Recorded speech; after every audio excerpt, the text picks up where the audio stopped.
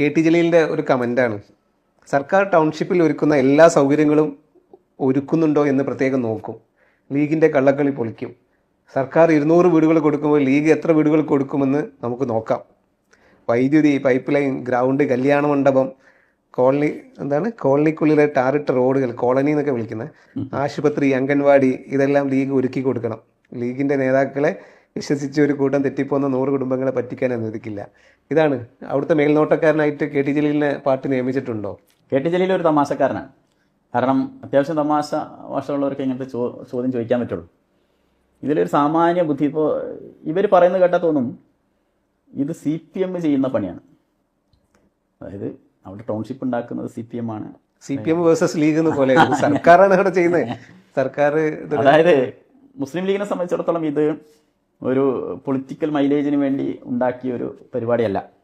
അതുകൊണ്ടാണ് തുടക്കം മുതലേ മുസ്ലിം ലീഗ് സർക്കാരിനോട് സഹകരിച്ചിട്ടാണ് മുന്നോട്ട് പോയിരുന്നത്.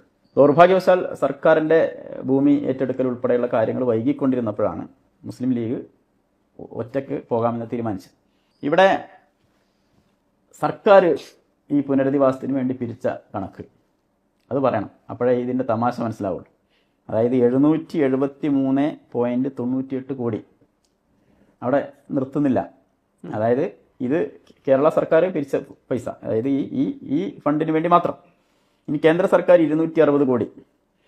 ഇനി കേന്ദ്ര സർക്കാർ 526 കോടി വായ്പയായിട്ടും കൊടുക്കാൻ റെഡിയാണ്, തിരിച്ചടച്ചാൽ മതി. അതായത് 1000-ലധികം കോടി രൂപ, ശ്രദ്ധിക്കണേ, 1000-ലധികം കോടി രൂപ കൈവശം വെച്ചിട്ട് 38 കോടി രൂപ പിരിച്ച ഒരു കേരളത്തിലെ ഒരു ചെറിയ രാഷ്ട്രീയ പാർട്ടിയെ വെല്ലുവിളിക്കാൻ ഇതിന് വലിയ തമാശ എന്താ? അല്ല, ഇവര് ഇതിനു മുമ്പ് ഉണ്ടാക്കിയൊരു ടൗൺഷിപ്പ് ഫിസിക്കലി നേരിട്ട് പോയി കണ്ട ആളാണ് ഞാൻ. പുത്തുമല ഉരുൾപൊട്ടലെ ദുരിതബാധിതർക്ക് വെച്ചു കൊടുത്ത് തന്നെ യൂത്ത് ലീഗിൻ്റെ ഒരു സംഘം അവിടെ വിസിറ്റ് ചെയ്തപ്പോൾ അതിൻ്റെ മീഡിയ ടീമിൽ ഞാൻ ഉണ്ടായിരുന്നു. നമ്മൾ ഡയറക്റ്റ് കണ്ടതാണ് എന്താണ് ടൗൺഷിപ്പ്. കംപ്ലീറ്റ് ചോർന്നൊലിക്കുക, കുറേ ഓടിട്ട് കൊടുത്തിരിക്കണം, അതിൽ താർപ്പായി വിരിച്ചിരിക്കുക മുകളിൽ. അതിൽ ജലീൽ പറഞ്ഞ വാഗ്ദാനങ്ങളൊക്കെ ഉണ്ടായിരുന്നു. അംഗൻവാടികൾ നമ്മളവിടെ മൊത്തം തിരിഞ്ഞിട്ട് ഒരു അംഗൻവാടി ഒന്നും കണ്ടില്ല. അവിടെ ഒരു ഇതില്ല.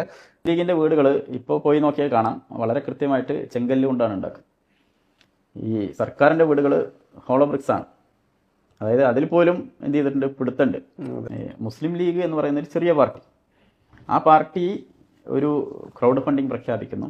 മുസ്ലിം ലീഗിനെ വിശ്വസിച്ച് ഒരുപാട് ആളുകൾ അതിലേക്ക് സംഭാവന ചെയ്യുന്നു. പാർട്ടി ഈ ടൗൺഷിപ്പ് എന്നുള്ളത് സർക്കാരിൻ്റെ